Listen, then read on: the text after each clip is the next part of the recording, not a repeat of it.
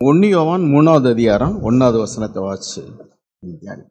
நாம் தேவனுடைய பிள்ளைகள் என்று அழைக்கப்படுவதினாலே பிதாவானவர் நமக்கு பாராட்டின அன்பு எவ்வளவு பெரியதென்று பாருங்கள். உலகம் அவரை அறியாதபடியினாலே நம்மையும் அறியவில்லை. சொல்லி கொடுக்கிறார். அதுக்கு முன்னாடி உள்ள ஜனங்கள்லாம் தேவனே காட் அப்படிதான் அழைச்சாங்க. ஆனா புதிய உடன்படிக்கையில ஆண்டவராய் இயேசு கிறிஸ்து தேவனை நாம் எல்லாரும் பிதா அப்பா அப்படின்னு அழைக்கணும்னு சொன்னார்.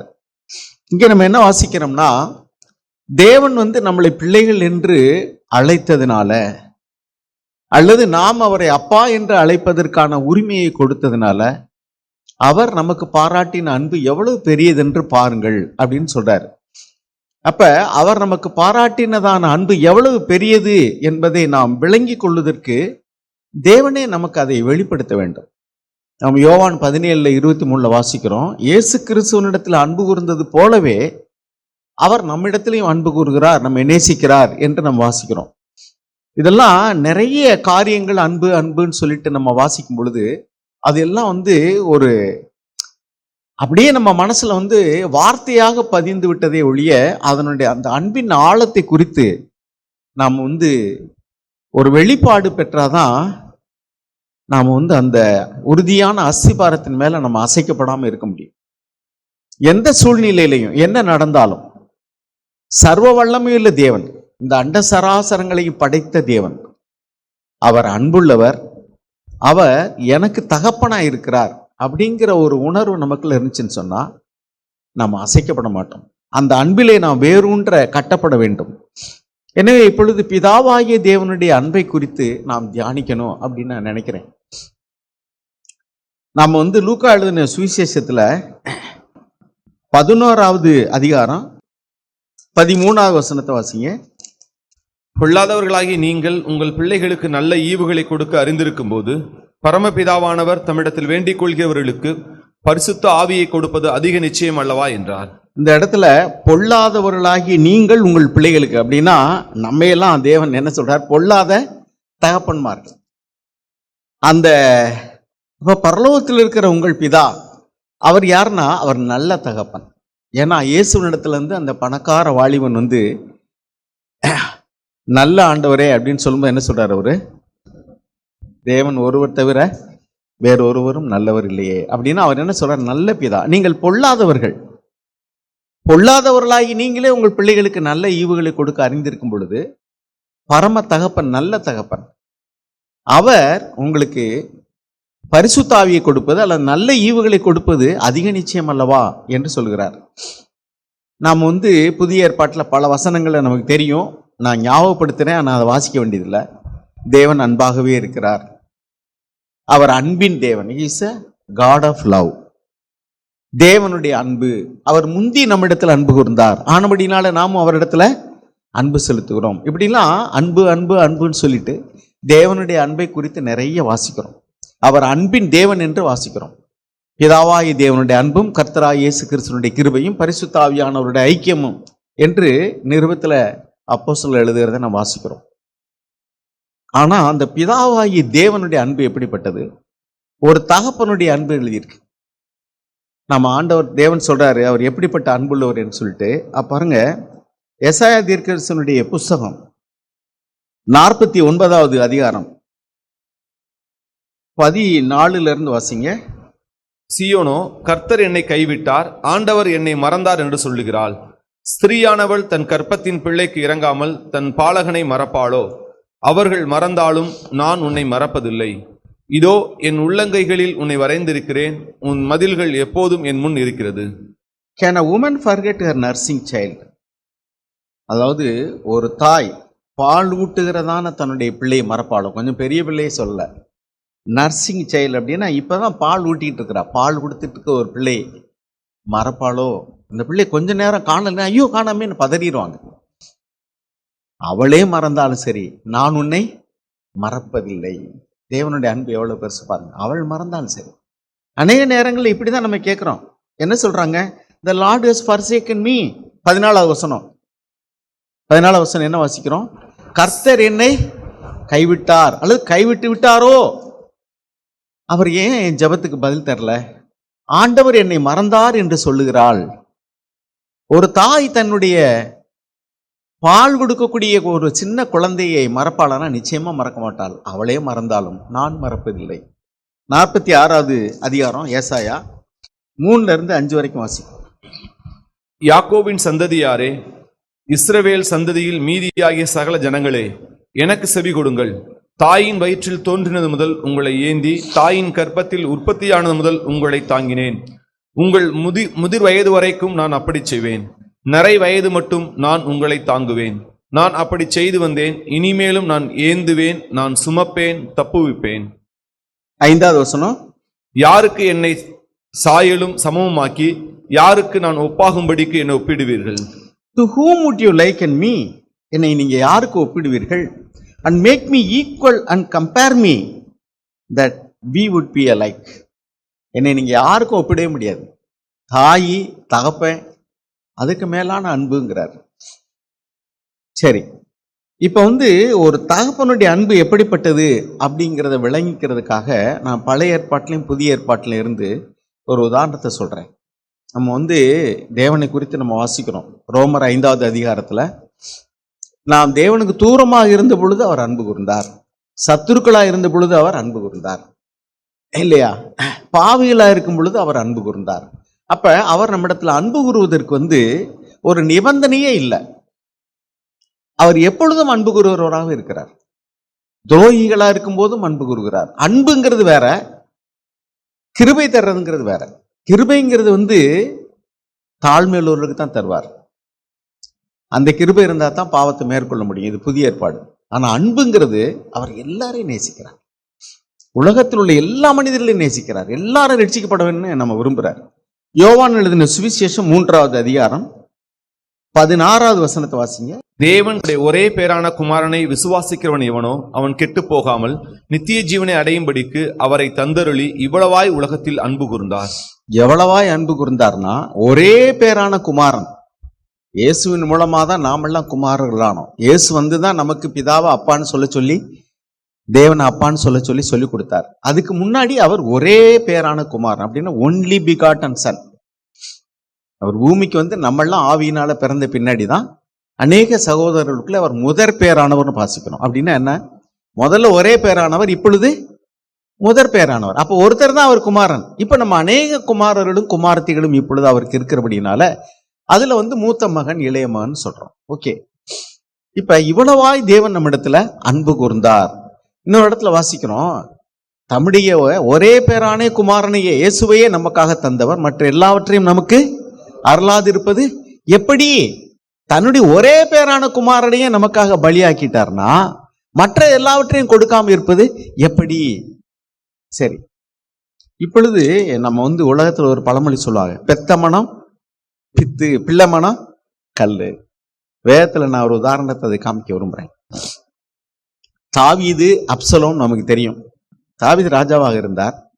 அப்சலோம் அந்த ராஜாவாகிய தாவீதினிடத்திலிருந்து ராஜ்யத்தை சுதந்திரித்து தான் ராஜாவாக வேண்டும் என்று விரும்பினார். இப்பொழுது அங்கே உள்ள ஒரு பாசம் எப்படி இருக்குன்னு பாருங்க. பிள்ளையினுடைய பாசம் எப்படி இருக்கு, தகப்பனுடைய பாசம் எப்படி இருக்குன்னு நான் உங்களுக்கு காட்ட விரும்புறேன். பாருங்க, 2 சாமுவேலுடைய புஸ்தகம் 17வது அதிகாரம் 1-4 வரைக்கும் வாசிங்க. பின்பு அகித்தோப்பேல் அப்சலோமை நோக்கி, நான் 12000 பேரை தெரிந்து கொண்டு எழுந்து இன்று ராத்திரி தாவீதை பின்தொடர்ந்து போகட்டும். அவன் விடாய்த்தவனும் கை தளர்ந்தவனுமாய் இருக்கையில் நான் அவனிடத்தில் போய் அவனை திடுக்கிட பண்ணுவேன். அப்பொழுது அவனோடு இருக்கும் ஜனங்கள் எல்லாரும் ஓடி போவதினால் நான் ராஜா ஒருவனை மாத்திரம் வெட்டி ஜனங்களை எல்லாம் உம்முடைய வசமாய் திரும்ப பண்ணுவேன். இப்படி செய்ய நீர் வகை தேடினால் எல்லாரும் திரும்பினபின் ஜனங்கள் சமாதானத்தோட இருப்பார்கள் என்றான். இந்த வார்த்தை அப்சலோமின் பார்வைக்கும் இஸ்ரவேலுடைய சகல மூப்பரின் பார்வைக்கும் நலமாய் தோன்றினது. எப்படி? அதாவது மகன் ராஜ்யத்தை கைப்பற்ற விரும்புகிறான். எப்படி யுத்தம் பண்ணலாம், எப்படி ராஜாவை ஜெயிக்கலாம், எப்படி ராஜ்ய பாரத்துக்கு உட்காரலாம், அரண்மனையில அதாவது சிங்காசனத்தில் உட்காரலாம்னு ஆலோசனை பண்றாங்க. ஒருத்தன் சொல்றான், நான் போய் ராஜாவை, அவன் இப்ப வயசானவன், ரொம்ப அப்படி ஓடி போனதுனால ரொம்ப களைப்பா விடாய்த்து போயிருப்பான், போய் வெட்டி அவனை கொண்டுட்டு க்ளோஸ் பண்ணிடுறேன். இந்த வார்த்தை எப்படி இருந்துச்சான்? அப்பாவை வெட்டுறேன்னு மகன்கிட்ட சொல்றாப்புல. மகனுக்கு எப்படி இருந்துச்சான் இது? 4வது வசனம் என்ன சொல்லுது? So the plan pleased Absalom. எப்படி இருந்துச்சா? இந்த வார்த்தை அப்சலோமின் பார்வைக்கு நலமாய் தோன்றினது. இந்த வார்த்தை அப்சலோமின் பார்வைக்கு நலமாய் தோன்று. இன்னொரு பக்கம் தாவீது ராஜா இந்த யுத்தத்துல எப்படி நம்ம மேற்கொள்ளலாம் அப்படின்னு யோசிக்கிறாரு. அப்ப அவர்கிட்ட சிலர் ஆலோசனை சொல்றாங்க. 2 சாமுவேல் 18 5வது வசனம் வாசிங்க. அவர் என்ன செய்யறாரு, 3 இராணுவ தளபதிகள்கிட்ட பிரிச்சு, ஏன்னா அவர் யுத்தத்துல வல்லவர் இல்லையா, நீ எல்லாம் இப்படி இதை கையாளணும் என்று இன்ஸ்ட்ரக்ஷன் கொடுக்கிறார். 5வது வசனத்தை வாசிங்க. ராஜா யோவாபையும் அபிசாயையும் ஈத்தாயையும் நோக்கி, பிள்ளையாண்டானாகிய அப்சலோமை என் நிமித்தம் மெதுவாய் நடப்பியுங்கள் என்று கட்டளையிட்டான். பாத்தீங்களா என்ன சொல்றாரு? எதிரியே யாரு? இப்ப அப்சலோம். அங்கே அப்சலோம் என்ன திட்டம் போட்டுக்கிட்டு இருக்காரு? ராஜாவை கொல்றதுக்கு.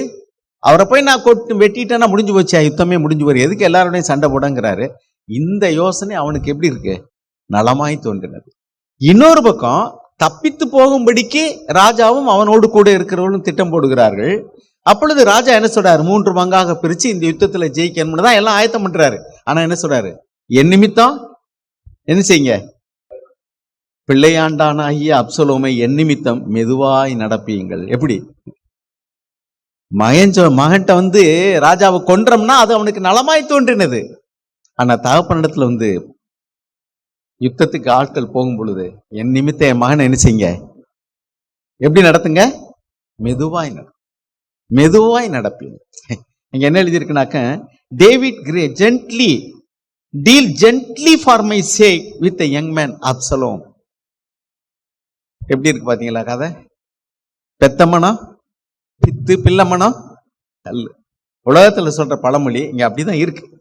சரி, அதுக்கடுத்து என்னன்னாக்கும் யுத்தத்துக்கு போறாங்க.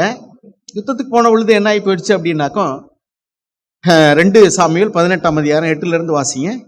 யுத்தம் அந்த தேசம் எங்கும் பறந்தது. அன்றைய தினம் பட்டயம் பட்சித்த ஜனங்களை பார்க்கலும் காடு பட்சித்த ஜனம் அதிகம். அப்சலோம் தாவீதின் சேவகருக்கு எதிர்பட்டான்.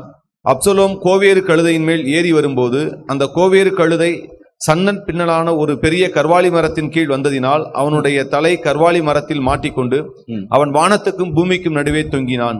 அவன் ஏறி இருந்த கோவேறு கழுதை அப்பாலே போயிற்று.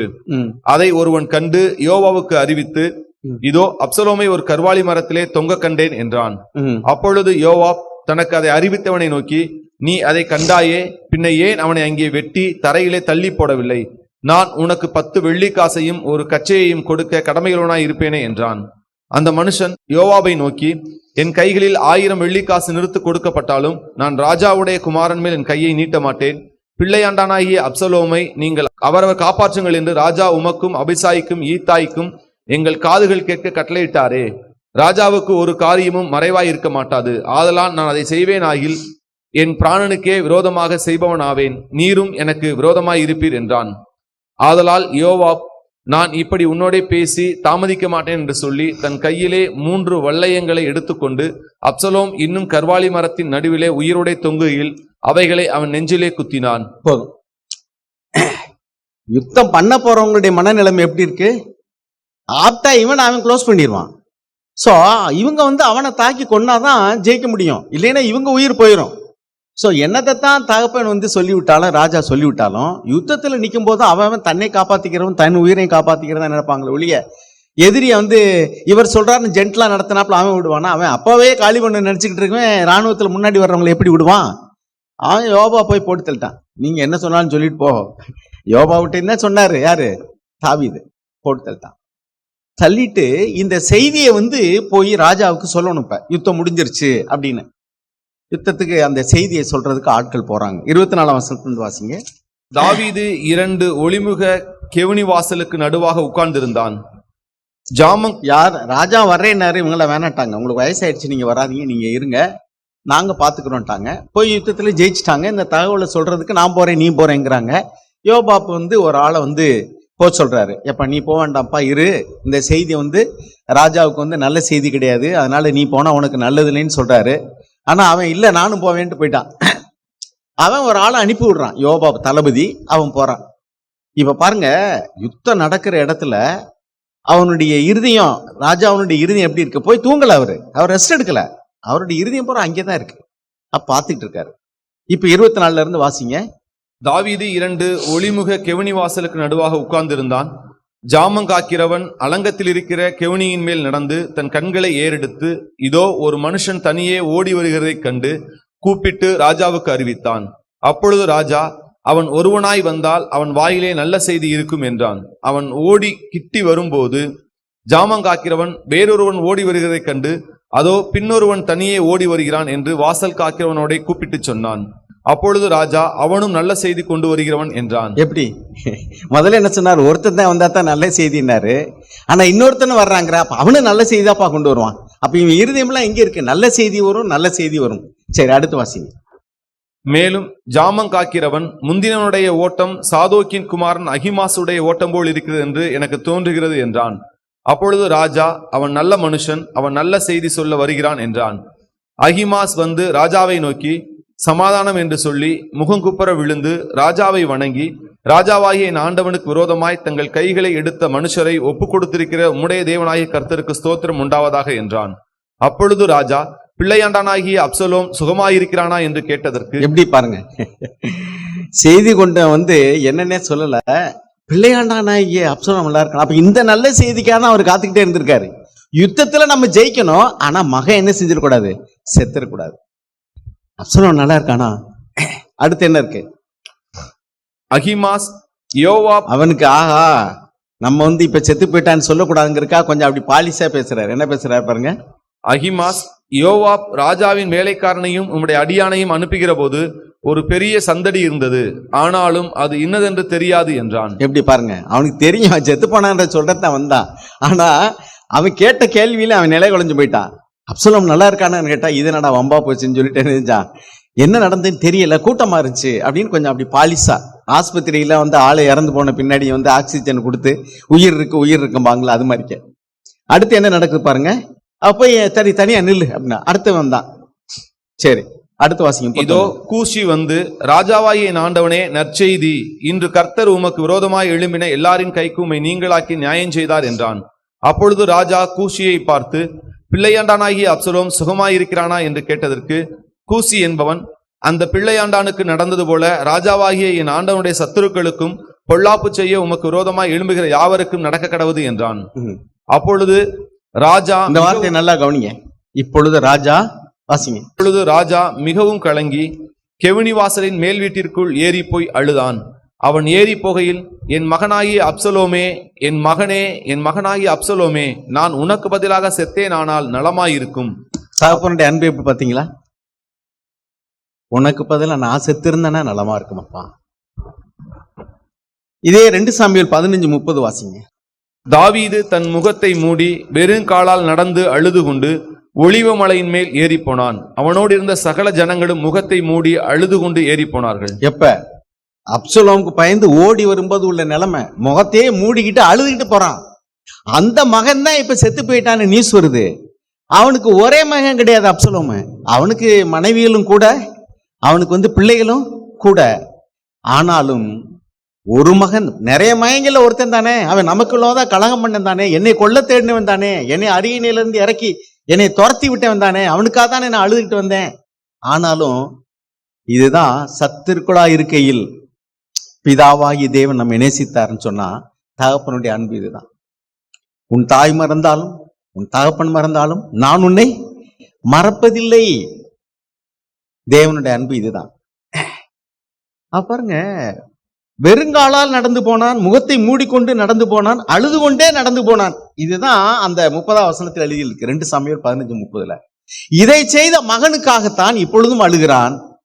துரத்தி ஓடி வரும்போது அழுதான், வெக்கப்பட்டு துக்கப்பட்டு அழுதான். ஆனா இப்ப அந்த மகன் மரித்து போனான்னு சொல்லும்போது, உனக்கு பதிலாய் நான் மரித்திருந்தால் நான் சத்தியனே ஆகில் நலமா இருந்திருக்குமே.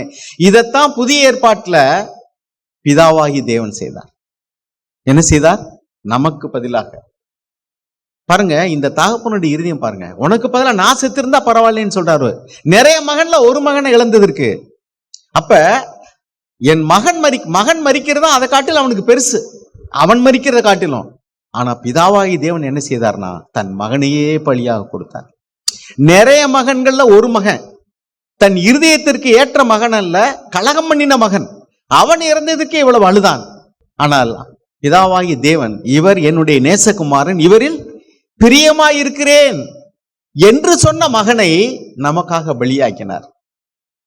தன் மகனையே நமக்காக பலி கொடுத்த தேவன் மற்ற எல்லாவற்றையும் நமக்கு கொடுக்காதிருப்பது எப்படி? பாருங்க, அவர் வரும்போது கேட்டுக்கிட்டே இருக்காரு. நல்ல செய்தியா தான் இருக்கும், நல்ல செய்தியா தான் இருக்கும். என்ன செய்தி? ஜெயிச்சிட்டோம் அப்படிங்கிற செய்தி இல்ல. மகன் எப்படி இருக்கிறா? அருமையானவர்களே, ஒரு தகப்பனுடைய இருதயம் எப்படி இருக்கு பாருங்க. இதைத்தான் புதிய ஏற்பாட்டிலையும் பார்க்கிறோம். லூக்கா எழுதின சுவிசேஷம் 15ஆம் அதிகாரத்துல நம்ம எல்லாரும் கெட்ட குமாரன் கதைன்னு சொல்றோமே, அதுல பாருங்க, அவன் கெட்ட குமாரன் தான். இது பிதாவினுடைய அன்பை நமக்கு வெளிக்காட்டுவதாகத்தான் இந்த உதாரணம் இருக்கிறது. லூக்கா எழுதின சுவிசேஷம் 15வது அதிகாரம் 20வது வசனம் வாசிங்க. 20வது வசனம். எழுந்து புறப்பட்டு தன் தகப்பனிடத்தில் வந்தான். அவன் தூரத்தில் வரும்போதே அவனுடைய தகப்பன் அவனை கண்டு மனதுருகி ஓடி அவன் கழுத்தை கட்டிக்கொண்டு அவனை முத்தம் செய்தான். போதும். இப்ப நான் என்ன கேட்கிறேன்னா, தூரத்துல வரும்போது அவன் போய் எவ்வளவு நாளாச்சு, சொத்தையெல்லாம் சண்டை போட்டு பிரிச்சுக்கிட்டு போய் நாளாயிடுச்சு. ஆனாலும் அந்த தாவீது மேல உட்கார்ந்துக்கிட்டு நல்ல செய்தி வருதான்னு பார்த்துக்கிட்டு இருந்தான். பாத்தீங்களா? அந்த தகப்பனை கம்பேர் பண்ணி பாருங்க. அவன் போய் தூங்கல, ரெஸ்ட் எடுக்கல. அவன் இருதயமெல்லாம் அங்கேதான் இருந்துச்சு. அந்த நல்ல செய்தி அவன் எதிர்பார்த்தது என்ன? தன் மகனுக்கு ஒண்ணு நேரிடக்கூடாது. அதே மாதிரிதான் இங்க கலகம் பண்ணி பிரித்து கொண்டு போனவன் சொத்தை, அதே மாதிரியான ஒரு காட்சி தான் இங்கேயும். இந்த தகப்பனும் அவன் தூரத்துல வரும்போது எப்படி தெரியும்? அவன் இருதயம் என் மகன் வரமாட்டானான்னு தேடிக்கிட்டே இருந்துச்சு.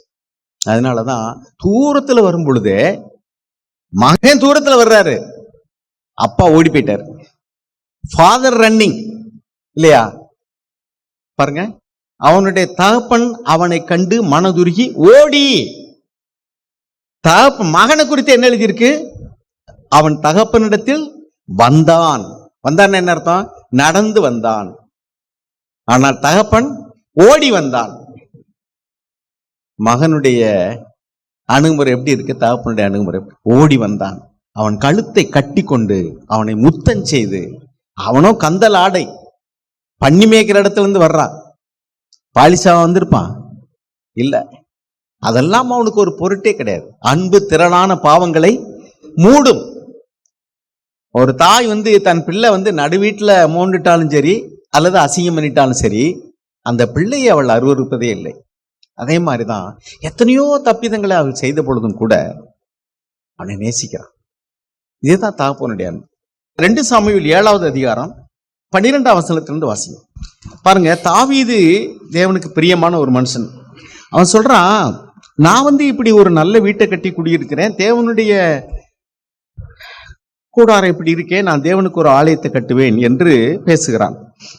அப்பொழுது தேவன் சொல்லிவிட்டார், நான் உன்ட்ட ஆலயத்தெல்லாம் கேட்கலப்பா, you are a man of blood shed, அதனால நீ எனக்கு ஆலயத்தை நீ கட்ட வேண்டாம் அப்படின்னு சொல்லிட்டார். சொல்லிட்டு அவனுடைய எதிர்காலத்தை குறித்து, நான் உன்னை நேசிக்கிறேன் அப்படிங்கிறதுக்கு அவர் சொல்றார், நீ எனக்கு ஒன்றும் செய்ய வேண்டாம், ஆனா நான் உனக்கு என்ன செய்வேன், நீ வீட்டை கட்டுவேன் என்று சொன்னார். சொல்லிட்டு சொல்றாரு, அந்த வசனத்தை வாசிங்க. 7வது அதிகாரம் 12ஆம் வசனத்திலிருந்து. உன் நாட்கள் நிறைவேறி நீ உன் பிதாக்களோட நித்திரை பண்ணும்போது நான் உனக்கு பின்பு உன் கற்பப்பிறப்பாகிய உன் சந்ததியை எழும்ப பண்ணி அவன் ராஜ்யத்தை நிலைப்படுத்துவேன். அவன் என் நாமத்திற்கென்று ஓர் ஆலயத்தை கட்டுவான். அவன் ராஜ்யபாரத்தின் சிங்காசனத்தை என்றைக்கும் நிலைக்க பண்ணுவேன். பாத்தீங்களா? அதுக்கு மேல என்ன சொல்றாரு தெரியுமா? 14ஆம் வசனம் வாசிங்க. நான் அவனுக்கு பிதாவாயிருப்பேன், அவன் எனக்கு குமாரனாயிருப்பான். அவன் அக்கிரமம் செய்தால் நான் அவனை மனுஷருடைய மிளாற்றினாலும் மனு புத்திரருடைய அடிகளினாலும் தண்டிப்பேன். உனக்கு முன்பாக நான் தள்ளிவிட்ட சவுலிடத்திலிருந்து என் கிருபையை விளக்கினது போல அவனை விட்டு விளக்க மாட்டேன். உன் வீடும் உன் ராஜ்யமும் என்றென்றைக்கும் உனக்கு முன்பாக ஸ்திரப்பட்டிருக்கும். உன் ராஜாசனம் என்றென்றைக்கும் நிலை பெற்றிருக்கும். என்ன சொல்றாரு பாத்தீங்களா? My loving kindness shall never depart from him. உன் நிமித்தம் உன் மகனிடத்துல நான் செலுத்தக்கூடிய அன்பு, அவன் அக்கிரமம் செஞ்சாலும் என்ன செய்வாராம்? When he commits iniquity, I will correct him with a rod of men. மனிதர்கள் அடிக்கிறது போல பிரமனால் அடிப்பணி ஒழிய, அந்த strokes of the sons of men, நான் சவுல தள்ளி விட்டது போல என்ன செய்ய மாட்டேன், தள்ளிவிட மாட்டேன். என்றென்றைக்கும் உன் வாரிசுல ஒருத்தன் சிங்காசனத்துக்கு மேல் இருப்பான். அப்படின்னு என்ன அர்த்தம்? அவன் தப்பே பண்ணாலும் நான் என்ன செய்ய மாட்டேன், தள்ளிவிட மாட்டேன். எவ்வளவு பெரியதான அன்பு பாருங்க. அருமையானவர்களே, இந்த தேவன் தான் நம்முடைய தேவன். இப்ப நம்ம வாசிங்க ரோமருக்கு எழுதின நிருபம் 5வது அதிகாரம். அவருடைய அன்பை நாம் அநேக நேரங்களில் சந்தேகப்பட்டு அந்த சீயோன் குமாரத்தி கேட்கிறது போல கேட்கிறோம். தேவன் என்னை கைவிட்டு விட்டாரோ? ஏன்? நான் தப்பு பண்ணிட்டேன் அதனால கைவிட்டு விட்டார்? நோ. அவர் அன்பு ஒரு காலம் மாறாது. தாய் மறந்தாலும் தகப்பன் மறந்தாலும் நான் உன்னை மறப்பதில்லை. உன் தாயின் வயிற்றில் நான் தாங்கினேன், தலை நிறைக்கு வரைக்கும் தாங்குவேன். நீ யாருக்கு ஒப்பிடுவாய்? தாய்க்கு ஒப்பிட முடியுமா? தகப்பனுக்கு ஒப்பிட முடியுமா? நான் என்னுடைய அன்புக்கு ஒப்பாக ஒருவருடைய அன்பும் கிடையவே கிடையாது. இதுதான் தேவன் சொல்றார். இதை வாசிங்க ரோமர் 5:6 வசனம். அன்றியும் நாம் பெலனற்றவர்களாய் இருக்கும் போதே குறித்த காலத்தில் கிறிஸ்து அக்கிரமக்காரருக்காக மரித்தார். 8வது வசனம். நாம் பாவிகளாய் இருக்கையில் கிறிஸ்து நமக்காக மரித்ததினாலே தேவன் நம்மேல் வைத்த தமது அன்பை விளங்க பண்ணுகிறார். 10வது வசனம். நாம் தேவனுக்கு சத்துருக்களாய் இருக்கையில் அவருடைய குமாரனின் மரணத்தினாலே அவருடனே ஒப்புரவாக்கப்பட்டோமானால் ஒப்புரவாக்கப்பட்ட பின் நாம் அவருடைய ஜீவனாலே ரட்சிக்கப்படுவது அதிக நிச்சயமாமே. அப்ப தேவன் என்ன சொல்றாருன்னா, தேவன் நம்ம சத்துருக்களாக இருக்கும் பொழுதும் அன்பு கூர்ந்தார். 1 யோவான் 2வது அதிகாரம் 1வது வசனம். இப்ப நம்ம ரட்சிக்கப்பட்டுட்டோம். சத்துருக்களா இருக்கும் போதே அன்பு கூர்ந்து, துரோகிகளா இருக்கும் போதே துணிகரமாய் பாவம் செய்த பொழுதே அன்பு கூர்ந்து நம்மளை சேர்த்து கொண்ட தேவன் இப்பொழுது நம்ம தீர்மானம் எடுத்து அநேக நேரங்களில் தோற்று போயிடும். இப்போ என்ன செய்வாராம்? ஆண்டவராய் இயேசு கிறிஸ்துவினுடைய அன்பை குறித்து என்ன எழுதியிருக்கு பாருங்க.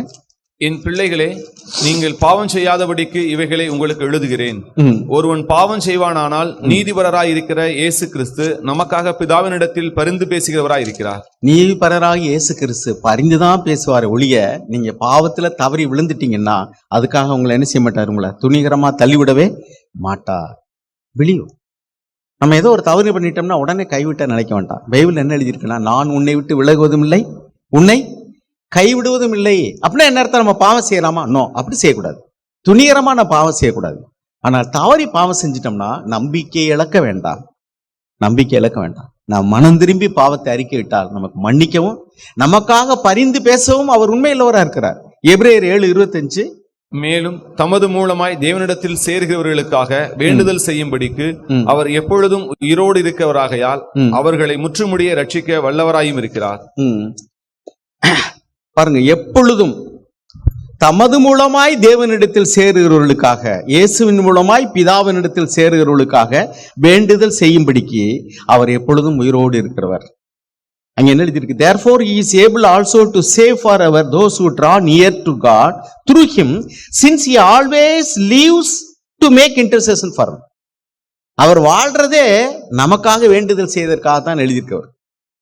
எனவே அருமையானவர்களே, பிதாவாகிய தேவனுடைய அன்பு எவ்வளவு பெரியது என்பதை அவர் நமக்கு வெளிப்படுத்த வேண்டும். நம்ம அன்பு அன்புன்னு பேசுறோம், அதெல்லாம் நமக்கு ஒரு கிளிப்பிள்ளை பேசுறது போல, மனுஷர் பாசையை கிளி பேசுறது போல நம்ம பேசிட்டு இருக்க மொழிய, அந்த தேவனுடைய அன்பின் ஆழம் என்ன, அது நீளம் என்ன, அதன் அகலம் என்ன, அவருடைய அன்புக்கு ஈடாக நாம் யாருடைய அன்பை சொல்ல முடியும்?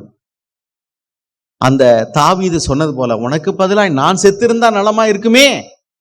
அதுதான் இங்க நடந்தது. 2 கொரிந்தியர் 5வது அதிகாரத்துல 15வது வசனத்துல நம்ம அதைத்தான் வாசிக்கிறோம். பிழைத்திருக்கிறவர்கள் இனி தங்களுக்கென்று பிழைத்திராமல் தங்களுக்காக மரித்து எழுந்தவருக்கென்று பிழைத்திருக்கும்படி அவர் எல்லாருக்காகவும் மரித்தார் என்றும் நிதானிக்கிறோம். பாத்தீங்களா? அவர் எல்லாருக்காகவும் மரித்தார். எதற்காக?